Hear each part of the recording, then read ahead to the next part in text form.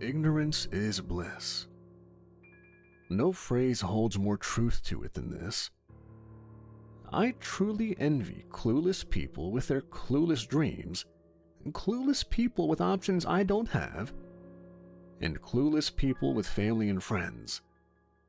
I envy people who are not lonely, and I envy people who strive to learn more. I guess I envy many kinds of people. Ironically, many people are likely to envy me due to their blissful ignorance.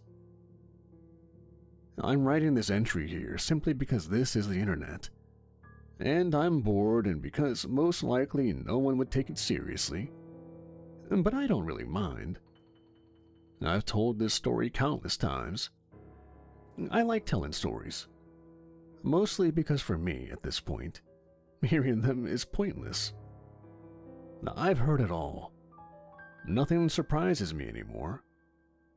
And speaking of surprises, though, the current song that the YouTube playlist is running reminds me of my own past in a way.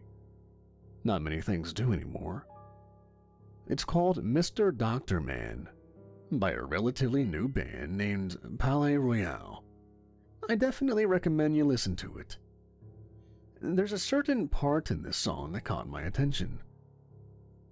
There's this little story I'd like to tell about this little boy who came from hell. Sit right there and listen real good, and I'll tell you the ways he's misunderstood. This part embodies the story of me and my brother perfectly, even though I doubt it was intended to represent the misery of a bitter old man. Regardless, I'd like you to sit there and pay attention real good to the little story I'd like to tell as the man who's so misunderstood. I want you to take this as a story about a little boy who came from hell to heart. Long ago, I used to have a younger brother whom I loved dearly. He was the closest human being to me. Like all siblings, we had our ups and downs, but no matter what, I had his back and he had mine on everything. I failed him once, though. And this failure turned out to be a fatal one. It all started when we were kids and my brother would run off into the woods next to the village we used to live in at the time. Back then, there was nothing out of the ordinary about kids playing in the woods alone. It was a much more innocent time back then. My younger brother would come back every day from the woods and talk about some kind of shiny sky people. Our parents didn't think much of it. I mean, all kids have a wild imagination. It's just a part of being a child. That all changed when my brother failed to come back after dark one time. Our parents got worried sick, and so did I. My old man began searching for him everywhere in that forest. He even got other townsfolk to help him, but to no avail. My kid brother was nowhere to be found. It was like the earth had swallowed him whole. All hope was lost. We'd begun thinking of the worst, wondering about how he had met his end. My mother broke down once father returned home alone. I'd never even seen her so devastated. The sight of my mother wailing and the idea of losing my beloved brother drove me to tears. I'd never cried that much before. That night, none of us could sleep. We were too preoccupied with thinking about the lost child, about our lost loved one. Then, in the dark of the night, the door to our house creaked. It made me jolt from my bed. Chills ran down my body. I stood up and walked slowly towards the entrance door. I remember being in a trance-like state, jumbled thoughts running through my mind, my body too tired due to the prolonged stress inflicted upon it. He stood there at the entrance to our house, unharmed and unscathed. My younger brother. A rush of adrenaline pumped through my veins, and I charged at him, hugging him tightly with tears streaming down my cheeks. He was at a loss for words. He had no idea why I was so emotional about seeing him. He didn't seem to understand what kind of pain he had caused us. I began questioning him about where he had been and what happened to him. And by that point, our parents stood by us, excited to see their child alive and well. My brother's response to my questions outright pissed me off. He began spewing what I perceived as childish nonsense about the sky people he had been mentioning in the past. I was so angered by the idea that a mere imaginary thing could make me lose my brother that I snapped. And I slapped him.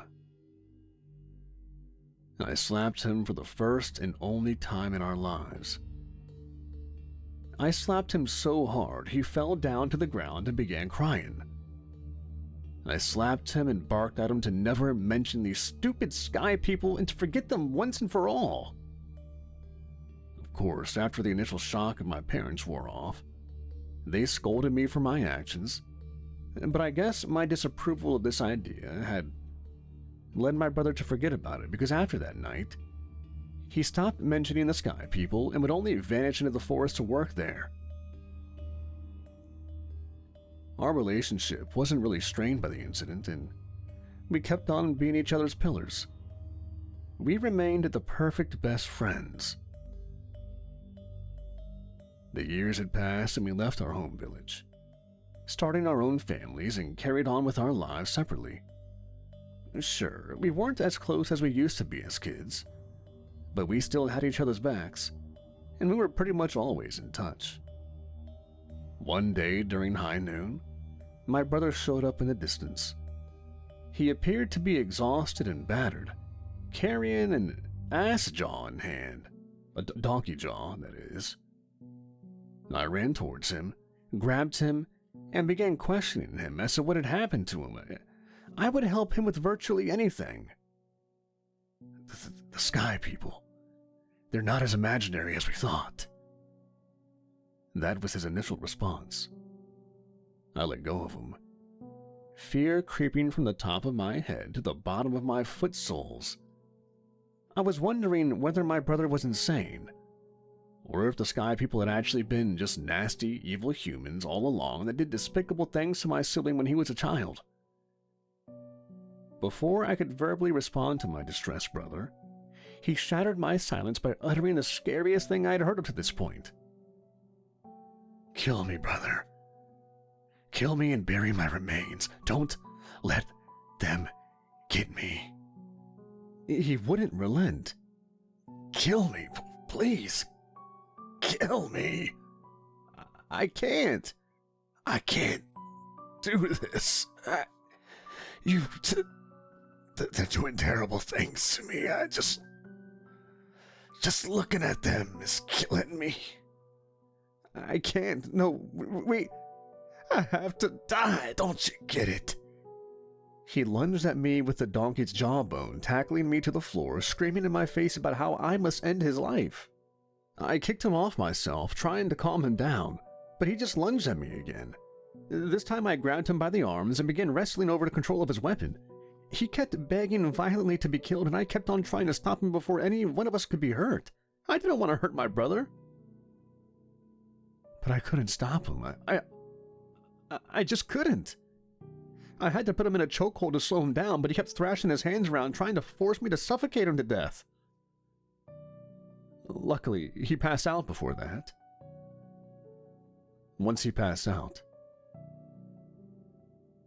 I let go of his limp body. And I regret doing it to this day.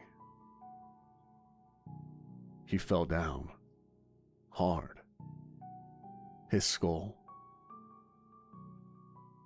it landed straight on top of the jagged side of the jawbone. My brother was dead, and I had killed him. The world stopped moving at that moment for me. Even though I had kids and a loving wife, I even had a dog. But he was the most precious person to me in the world, and I had just killed him. I grabbed his now lifeless body and hugged it as hard as I possibly could, crying and moaning in agony over what I had just done. Before dusk, I forced myself to bury the body of my own flesh and blood. I did it in secrecy. I didn't want anyone knowing I had committed fratricide. You may call it accidental, you may call it self-defense, and you may even call it assisted suicide, but for me, and the rest of the world, this was a murder. A man killing his own brother was first attested in the Old Testament. That story, it's about my brother and me. While the story contains many misconceptions, the core is nothing but the truth. I had murdered my brother over a matter regarding beings residing technically in the sky. Yeah, by this point, I guess you figured out who I am. Anyhow, after burying my brother and lying to my family that I was notified of his sudden death, I had to keep on acting as if nothing had happened, but I simply couldn't. The stress caused by what I had done was taking its toll on my body and mind. I couldn't sleep straight at night. In my dreams, I kept seeing his limp body laying on the ground, a donkey's jawbone stuck in his head. Those lightless, glossy eyes of his, the blood below him. All of this. It was haunting me. That was just the beginning for me, though. You can't even imagine how much worse all of this had gotten 2 weeks after I had murdered my dear brother. I laid in bed with my wife and we slept. My routine nightmares disturbed my sleep, and in the middle of that night, I awoke drenched in sweat. Something was off in the air. It was like there was a large amount of static electricity in that room. I felt as if I was in the middle of a thundercloud about to explode. I grabbed my head between my hands and cursed myself silently before lying down and closing my eyes once more. Surprisingly, sleep came quickly after that. It was blissful, of the kind I hadn't had in a while. The room was getting warmer and warmer, and by the time the change was noticeable, I was sweaty and uncomfortable. I tried moving, but I was stuck. Something was holding me back. I tried moving once more, but I simply couldn't, and panic set in and my eyes shot open. I wish they hadn't. In front of me was a huge face-like thing made out of bright, painfully bright light. Its features were distorted and barely discernible, yet at the same time, so sharp all at once. It was nothing but a spherical shape with jagged slits that wouldn't stop reforming grotesquely, as if to give it an appearance of a being with eyes and a mouth. I wanted to scream, but couldn't, as if my mouth had been sewn shut. I felt the air rise up my throat, but it wouldn't come out of my mouth. I tried thrashing around, but my body wouldn't budge. I was stuck in the middle of a hot, bright space. More of these floating, face-shaped abominations began sprouting around me. There were so many of them. They were a legion. It was horrible. I felt like my heart was going to burst through my ribcage and kill me in the process. I had begun wishing for that. The faces were screeching something in a language I didn't understand.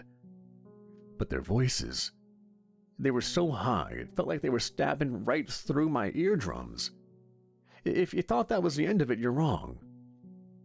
Soon, this space had begun heating up even more, up to the point where everything became blurry. At least I found some solace in the blurry shape these monstrosities took in my eyes. And eventually, when the heat got too much to bear, I passed out. I woke up not far from my house. My whole body hurt as if I was run over by a tank, but there were no discernible changes on my person. My mind, though. Oh, that's a different story. Everything, literally every single thing, made me remember those faces. I still remember what these abominations look like, even though it's been so long since I've last seen them. If these are the sky people Abel was talking about, he must have been one heck of a brave kid. Because those horrors are the most horrible things I've ever seen. I didn't tell my wife and kids about the occurrence. I didn't want to sound like a madman back then, so I kept it all to myself. A few years later, my wife and child died in a fire along with most of my village. Traumatized, depressed, and in so much pain. The death of my family and friends drove me over the edge. I had decided to end it all. I decided to end my life, and I threw myself off of a cliff. I felt my body hit the ground below. Awful pain at the side of the neck, and then the numbness of everything below for a few moments, and then peace, cold, dark, and empty. Peace. Something forced me to breathe. My eyes shut open. I was alive. My first thoughts were, no, no, no, how can this be?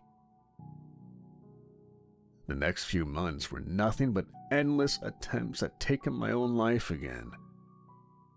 Anything from throwing myself off high places to drowning myself in the river. All of that ended when I threw myself into a volcano nearby. First, it hurt like a son of a bitch, and second, you don't drown in lava. You just catch fire. Clearly, I have survived. Those were some of the hardest years of my life, physically speaking. After that, I made it my life's mission to end my own life. Mostly because being physically immune to death does not make me less of a human, and eventually my emotional side took over. Time and time again, I got attached and ended up seeing people I loved slip away from me. I ended up seeing them die on me. This led me to try and be a hermit, which worked for a while until some fool from Mesopotamia came looking around for the secret to eternal life. Assuming more like him would find me, I left my little cave and started wandering again, until I came across more people, which led me to more attachment and pain. For the most part, the emotional stress was the hardest thing to deal with. Eventually, the boredom overcame even that. I've done everything, seen everything, and felt everything. I tried any kind of sex, and pretty much came up with most of the Kama Sutra, and slept with a bunch of important people throughout the years, for those who care. Caesar was both passive and active. I tried infecting myself with the Black Plague. Twice. The first time was when I went to Constantinople during Justinian's plague, and the second was when I was in England during the rampage of the Black Death through Europe. For a while, I had given up hope on being able to die finally. And then the last century rolled around, and we got mustard gas in World War I. I tried. It didn't work. It hurt. Oh, hell it did. Almost like the lava, but it didn't kill me. No matter the dose, and I've tried a lot of that stuff. During World War II, I even gave myself to Dr. Mengele, but the famed Angel of Death couldn't end my life either. If I hadn't been around to see the likes of Attila the Hun and Genghis Khan in another life, I would have been definitely against the Germans and their silly ideology, but honestly, in this life, I couldn't care any less. My latest attempt at dying was Chernobyl. I messed a little with the reactors, and boom. Radiation sickness was the closest to dying. I vomited and expelled any kind of liquid content inside my body. Shortly after exposure, my skin and muscles began to fall off, but It seems like I didn't get enough radiation to completely destroy my genetic structure because everything just started regrowing slowly back into place. Honestly, I don't know what was more agonizing. Losing over 80% of my skin and some of my musculature, or regrowing all of that, while I basically, defecated myself half to death for months on end. I guess I should destroy another nuclear plant or two. For now, I've admitted myself to this nice mental institution, simply to avoid the emotional headache for the next few years. Even though the medication they give me here isn't as good as I thought it would be, I've tasted so much better with much better effects. That's about all I have to say. It seems like this is the end of the little story of the misunderstood little boy from hell. Maybe I should visit my dear old friend Elizabeth Windsor after I'm out of here. Even though I envy her aged beauty, she gets more beautiful by the year. What do you think? Should I visit my queen of a friend in a few years? I hope that she doesn't leave me here alone too. Do you know what's really funny though? The fact that the staff here let a man they dub behind his back, a hopeless mad creep with no chance of recovery like me, access the internet. Hell, that's not even the funniest thing about this place. These idiots that work here, they didn't even take that old jawbone away from me. I've kept it as a reminder of what I have become for all these years. And right now, I think that the only thing that would ease my boredom would be to use this jawbone on someone's throat.